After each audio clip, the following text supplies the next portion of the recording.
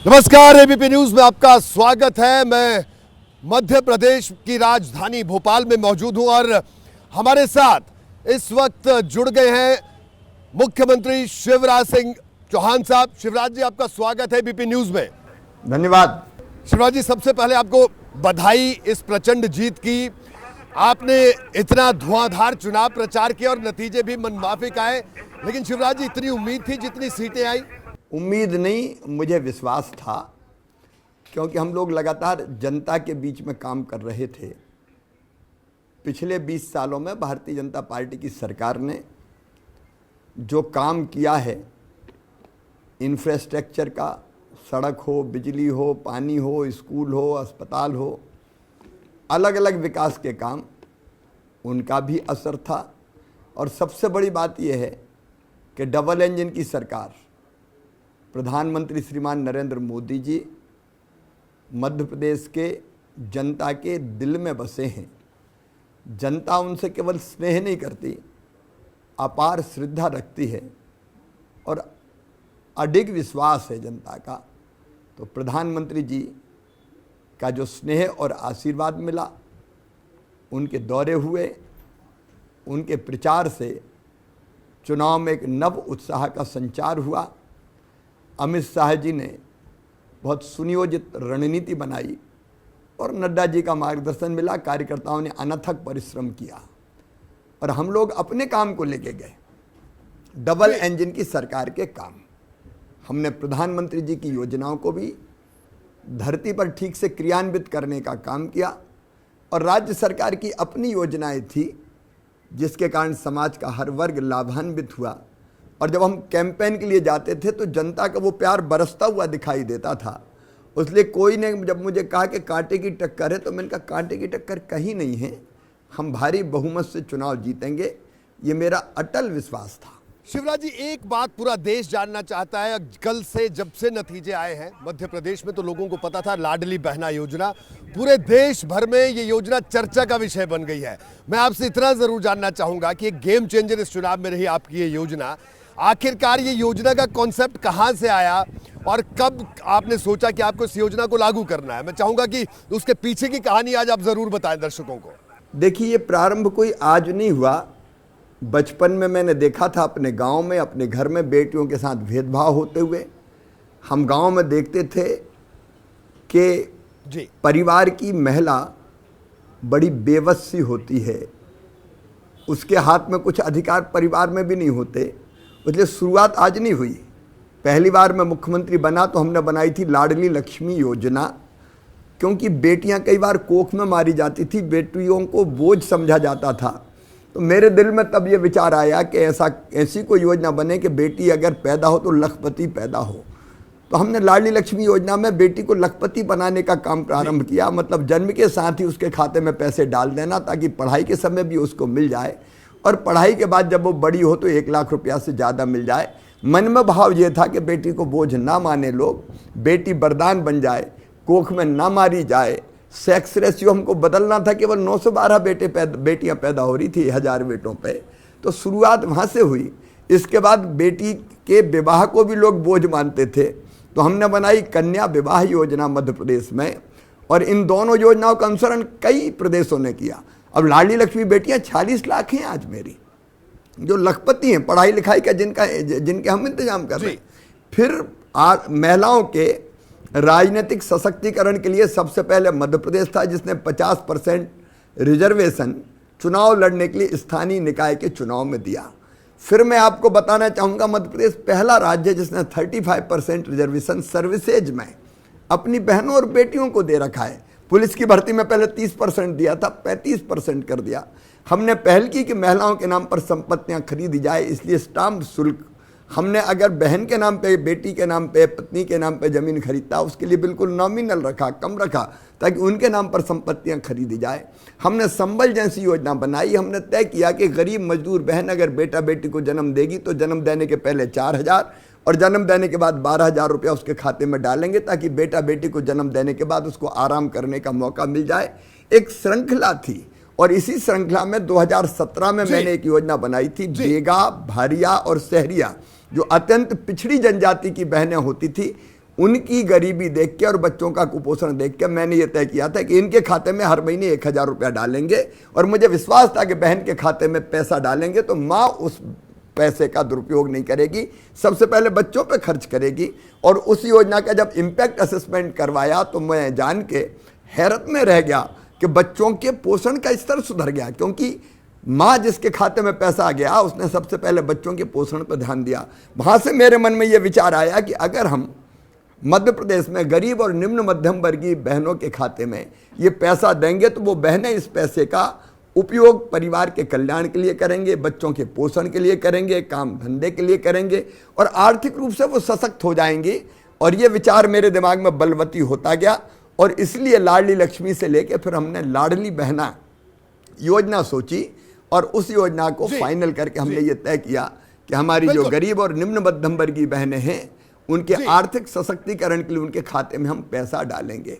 और मैं एक बात आपको कहना चाहता हूं, पूरे प्रदेश में मैं गया, मैंने पूछा कि इस योजना के बाद बहनों आपके जीवन में क्या परिवर्तन आया है, तो बहनों ने एक स्वर से कहा कि घर में हमारी इज्जत बढ़ गई है, सम्मान बढ़ गया है, आत्मसम्मान हमारा बढ़ा है, सास प्रेम से बोलती है, पति प्रेम से बोलता है और हमारा अपना पैसा है तो हमारा आत्मविश्वास भी बढ़ा है। ये कहानी थी लाडली बहना की पृष्ठभूमि थी एक तरह से। बिल्कुल जी शिवराज जी, आपने पूरे चुनाव प्रचार में जो परिश्रम किया वो दिखा, लोगों से जो आपका कनेक्ट था वो भी दिखा। लेकिन शिवराज जी, आज बड़ी साफगोई से आपसे एक बात जरूर जानना चाहूंगा कि चुनाव प्रचार के दौरान आप एक ऐसा लम्हा आया, भावुक हुए, आपने कहा कि अगर चला जाऊंगा तो बहुत याद आएगी। तो ये वो उस पल के बारे में मैं चाहूंगा आप जरूर बताएं, देश जानना चाहता है कि आखिरकार ऐसे क्या इमोशंस थे। और उसके बाद देखिए, उसके बाद जहां भी हम लोग गए, हम लोग ग्राउंड रिपोर्ट्स भी देखते थे तो लोगों के रिएक्शन में भी बड़ा चेंज था। देखिए, पूरा मध्य प्रदेश हमारा परिवार है, प्रधानमंत्री जी का परिवार पूरा देश है, पूरा देश उनके लिए परिजन है। मध्य प्रदेश में बचपन से मैंने काम किया है, तो हमारे जो रिश्ते हैं वो नेता के और जनता के रिश्ते नहीं हैं। मध्य प्रदेश की जनता से मेरे रिश्ते हैं भाई बहन के, भांजे भांजियों के, और वही स्नेह और आत्मीयता हमें हर जगह मिलती है।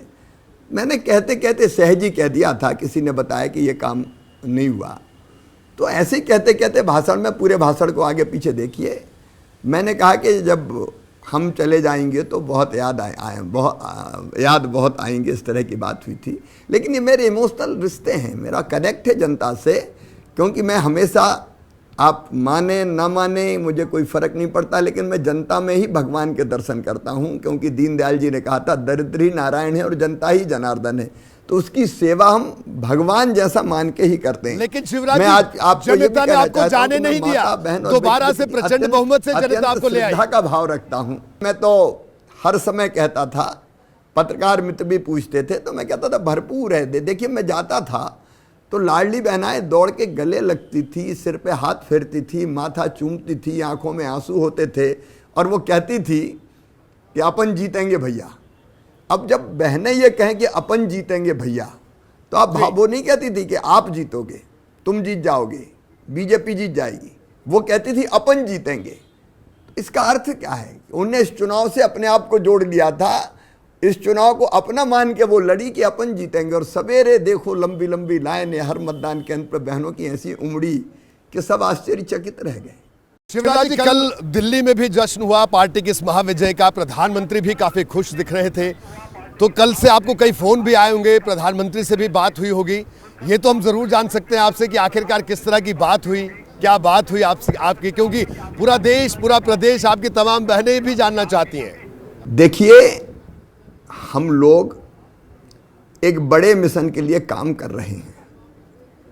एक तो हम सौभाग्यशाली मानते हैं कि हम उस युग में पैदा हुए जब भारत के प्रधानमंत्री श्रीमान नरेंद्र मोदी जी हैं।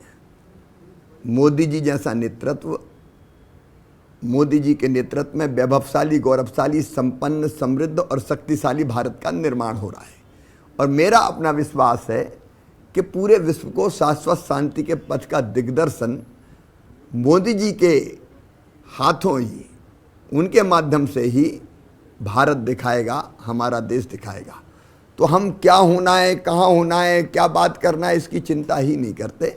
बधाइयों का आदान प्रदान तो निश्चित तौर पर होता है, लेकिन बाकी कोई ऐसी चर्चा नहीं होती। और हम लोग कार्यकर्ता के नाते ये उत्सुक भी नहीं रहते कि क्या हो रहा है। मिशन हमारा जो तय करता है कि कौन सा कार्यकर्ता क्या काम करेगा, उस काम में हम लग जाते हैं, हम लोग जुट जाते हैं। पार्टी जब तय करेगी और जो तय करेगी वही हम सब करेंगे, क्योंकि हम लोग समर्पित कार्यकर्ता हैं। हम कहाँ रहेंगे, हम क्या होंगे, को जो ये सोचता है वो फिर स्तरीय कार्यकर्ता, आदर्श कार्यकर्ता नहीं रहता। हमारा क्या होगा ये हमारी सोच का विषय नहीं है। देश कैसे आगे बढ़ेगा और प्रदेश की जनता की हम कैसे बेहतर सेवा कर पाएंगे, हमारा सोचना इतना भर है, क्योंकि हम अपने मानव जीवन की सार्थकता के लिए काम करते हैं।